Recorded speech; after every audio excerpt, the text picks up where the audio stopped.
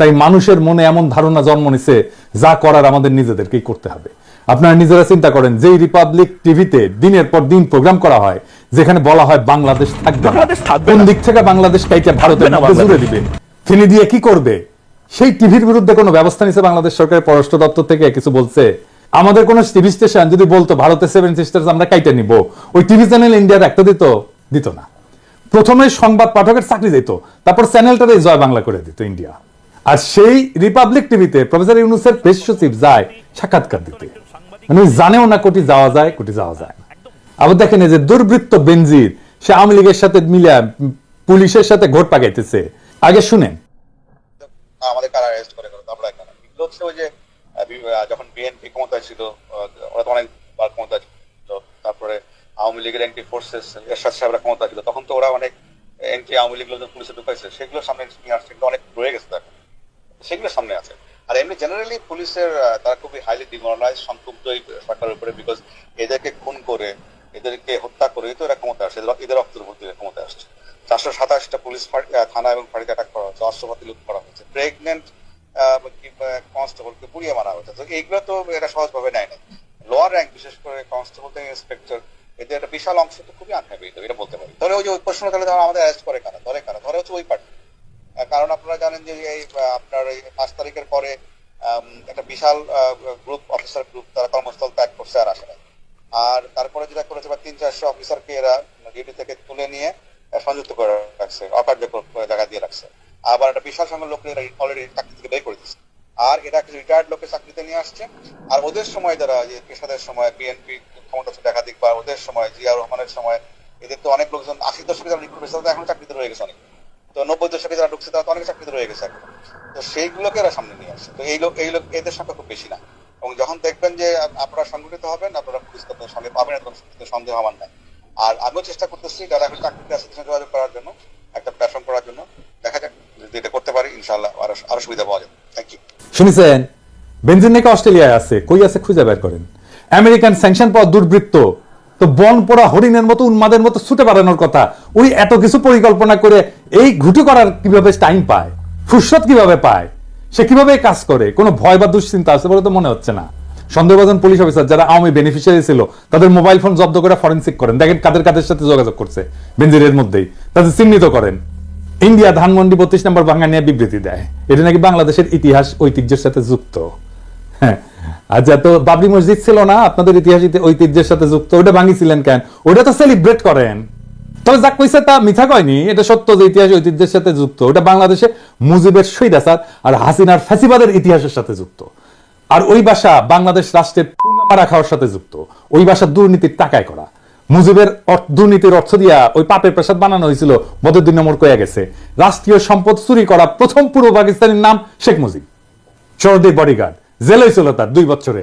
হাসিনা কয় না যে আমার বাবা দেশের জন্য জেল খাটিছে, হারামজাদি দেশের জন্য জেল কাটিছে, টাকা চুরি করে জেল কাটিছে। ধানমন্ডি 32 নম্বরে নাকি অনেক দাড়িওয়ালার লোক দেখা গেছে, এই যে দেখেন, দেখেছেন ভিডিও করেছে দাড়িওয়ালা লোক, এটা আওয়ামী লীগার বিয়ানীবাজার উপজেলা পরিষদের চেয়ারম্যান। ঠিক আইসা ভিডিও করে গেছে সামে, দাড়ি দুড়ি দেখে ভাবিছে আঙ্কেলের লোক। সব কয়টা আওয়ামী লীগের দাগি দেখবেন, এর মধ্যে দাড়ি ছেড়ে পরহেজগার সাজিছে। আমি গতকাল বলছিলাম যে ওইখানে একটা মসজিদ বানানোর কথা। আমাকে খুবই একজন জনপ্রিয় আলেম ব্যক্তিগতভাবে জানাইছেন যে মসজিদ নির্মাণের সমস্যা আছে। উনি বলছেন যে শরীয়ত বিধি অনুযায়ী কারো মালিকানাধীন জায়গায় জোর করে মসজিদ করা আপত্তির, যদিও সরকার অধিগ্রহণ করে ওয়াকফ করে দেয় তাইলে হইতে পারে। আমি বলছিলাম যে আলেমদের পরামর্শ নিতে হবে সিদ্ধান্ত চূড়ান্ত করতে।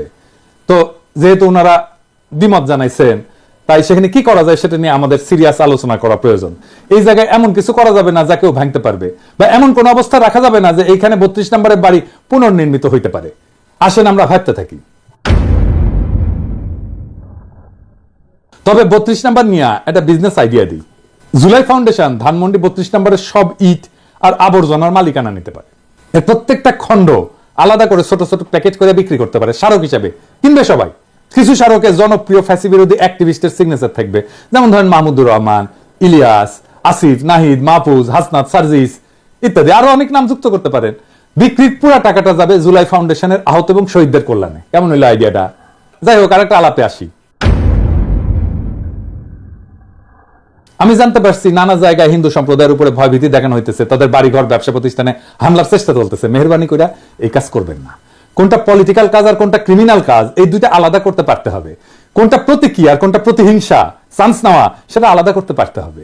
কখন থামতে হবে সেটা বুঝতে পারাটা জরুরি। এই জন্যই মুরব্বী লাগে, বুঝছাও। হ্যাঁ, ভাঙিছেন যে পারমিশন নিয়েছেন কারো কাছে, কোন এক মুরব্বীর পারমিশন নেবেন। আমারে যতই সিনিয়র ভাবেন না কেন, যতই দাদা দাদা করেন কেন, আমিও কিছু করতে গেলে, ইম্পর্টেন্ট কিছু করতে গেলে, গুরুত্বপূর্ণ কিছু করতে গেলে মাহমুদ ভাইয়ের সাথে আলাপ করে নি। আমার দেশে মাহমুদুর রহমান, ওনার পারমিশন নেই, আপনারা হয়তো জানেন না। ওনাকে সম্মান জানানো তো আছেই, তারপরে একটা ওপিনিয়ন, যিনি আমারই মুরব্বী, আমার মতোই চিন্তা করেন, তিনি একটা ঝুঁকি সুবিধা মূল্যায়ন করে আমাকে একটা সৎ পরামর্শ সাজেশন দিলেন। তবে 32 নম্বর বুলডোজার চালানো নিয়ে আমি ওনার কোনো পারমিশন নেই নাই, এখানে বেয়াদবি করেছি আর কি। যাই হোক, এখন এই ভাঙাভাঙি বন্ধ করা নিয়ে আমার কথা শুনেন না, প্রফেসর ইউনূসের কথা তো শুনবেন।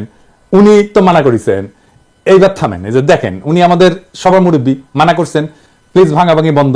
হিন্দু সম্প্রদায়ের ভাইরা আপনারা নিশ্চিন্ত থাকেন, কেউ যদি হুমকি দেয় আমাকে রিস্ক করবেন, ইলিয়াসকে রিস্ক করবেন, পুলিশকে রিস্ক করবেন, তো অবশ্যই মানে আমরা দেখবো কারা শয়তানি করতেছে, আমরা সাহায্য করব। আমাদের রিস্ক করার কোনো না কোনো রাস্তা আছেই, আমার নাম্বার অনেকের কাছেই আছে। এমনকি পুলিশ বাহিনী যদি মনে করেন আমার বা ইলিয়াসের ইন্টারভেনশন কাজে লাগবে আপনাদের, তাহলে আমাদেরকে রিস্ক করবেন, আমরা আমাদের সাধ্যমতো চেষ্টা করব। আচ্ছা, আরেকটা আলাপে আসি, প্রথম আলো নিয়ে। দেখেন, প্রথম আলোর সামনে আর্মি গার্ড রাখিছেন, ভাই আপনারা কি হুঁশিয়ে আছেন? এইভাবে আপনারা রক্ষা করতে পারবেন? এটা তো কোনো সাস্টেনেবল ব্যবস্থা না। যে কোনো অপরচুন মোমেন্টে আপনারা যারা খাইয়া দিতে চায় হামলা করবে। আমি তো নিজেই হুমকি দিয়ে রাখছি। হ্যাঁ, শুনেন, ইংরেজি যেহেতু কইছি ঠিকই কইছি, তাই না? শুনেন। Well, I believe that there was a clear overreaction on the part of Pratham Alo and government. Everybody knows that, the organizer of the program is me. And anyone could have reached out to me and directly if something had gone wrong. And I have taken the full responsibility. I still take the full responsibility of the program. We didn't resort to any violence. We didn't resort to any chaos or mayhem. So why was the army called in the first place? Instead, they tortured one of our activists inside the Pratham Alo building. And protests against editorial policies of media outlets have occurred worldwide. Not a single phenomenon that occurred only in Bangladesh. Why shouldn't we have the same right? Pratham Alo and Daily Star made a great mistake by responding with violence against protesters. And I have not forgotten that. And will return with even greater force. And this time, no one will be able to drive us away. দেখেছেন তো, আপনি টেরি পাইবেন না, প্রস্তুতি নেওয়ার টাইমই পাবেন না রে ভাই। আপনার সম্পাদকীয় নীতি পাল্টান, ওইটাই আপনার রক্ষা কবচ। 111 ঘটনার জন্য মাপ চান, মতিউর রহমান আর আনিসুলরা ঘাট ধাক্কা দিয়ে বের করে দেন প্রথম আলো থেকে। আপনাদের আর কিছু করার লাগবে না, আপনাদের উপরে রাক্ষোভ কমবে মানুষের। কিন্তু আপনারা তো আর এক হাসিনা, নিজেদের সংশোধন করবেন না, ক্ষমাও চাইবেন না। আপনাদের সম্পাদকীয় নীতির এক্সাম্পল দিই। হ্যাঁ, বগুড়ায় আওয়ামী লীগ জাসদ অফিস ঘুরাই দিল বিপ্লবী ছাত্র জনতা, সেটারে প্রথম আলো লিখলো হামলা, দেখেছেন? আর বগুড়ার পত্রিকা করতলা লিখলো গুড়িয়ে দেওয়া হলো। আচ্ছা রিতেশ সাহেব, ওইটি আমার ওই বগুড়ার ক্ষুদ্র ভ্রাতারা, ওরা অবশ্য পারমিশন নিচ্ছে আমার। হ্যাঁ, তো পারমিশন নিয়ে ভাগিছে, দেখান না কেন ভিডিওতে দেখান। তারপর আবার চাকুক চাকুক ড্যান্সও মারিছে, দেখেছেন?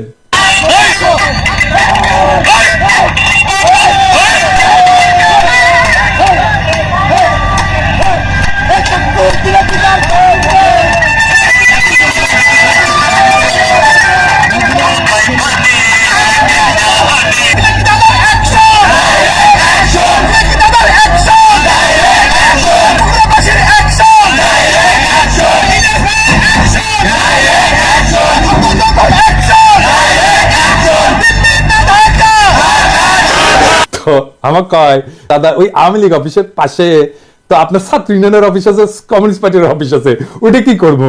ওটা তো ভাঙা পড়বি। তো আমি কইলাম ওটা তো আমার বিবেচনা একটু সারণ দেওয়া যায় না। তোরা কইলো যে বিল্ডিংটা পুরানো, তো যদি ভাঙতে যায় ওটা পুরাটা ভেঙে যায়। আমি কইলাম আল্লাহর নামে শুরু করে দাও, তারপরে দেখা যাক, দেখমুনি কি করা যায় পরে। যাই হোক, আল্লাহর অসীম কৃপা, ওটা ভাঙা পড়েনি আর কি। ভাঙা পড়লে না খারাপ লাগলো নি, ওটি তো আমার রাজনীতির সূত্রপাত। তাই যাই হোক, আরেকটা জিনিস দেখেন, এই প্রথম আলো সঙ্গে দুনিয়ার সব আন্তর্জাতিক মিডিয়া লিখলো প্রোটেস্টার্স, যত নাম করা পত্রিকা। আর মব লিখলো কে?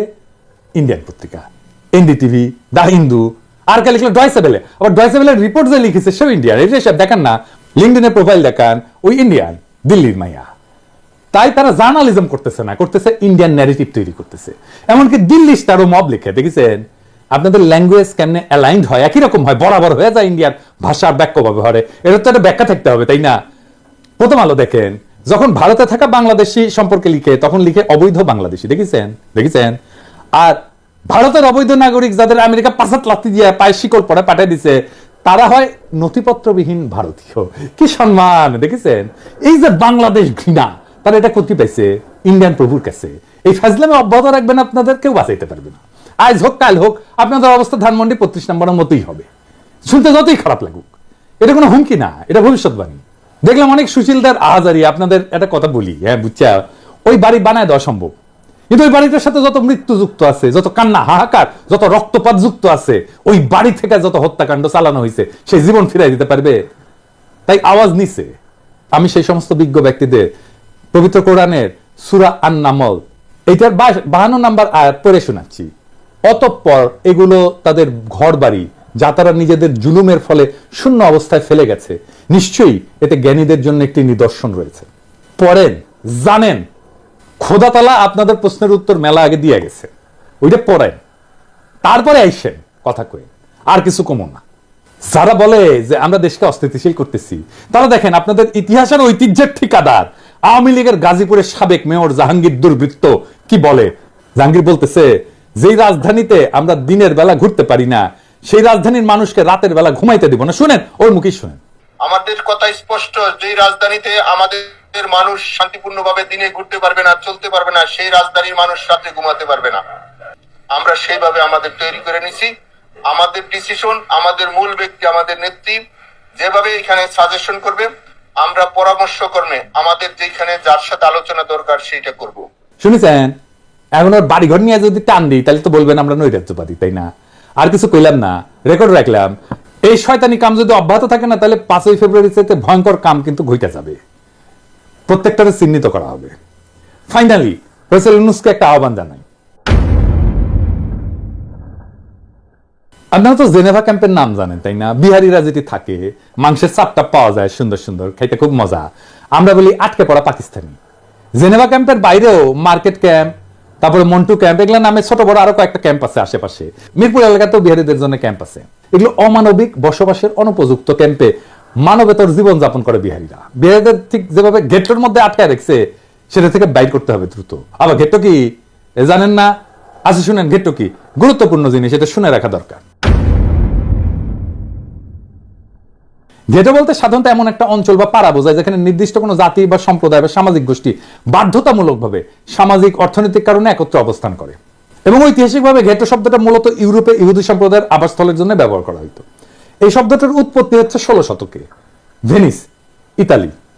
ওইখানে একটা ইহুদি সম্প্রদায় ছিল এবং শহরের অন্যান্য অংশ থেকে বিচ্ছিন্ন থেকে একটা এলাকায় বাস করতে বাধ্য করা হতো।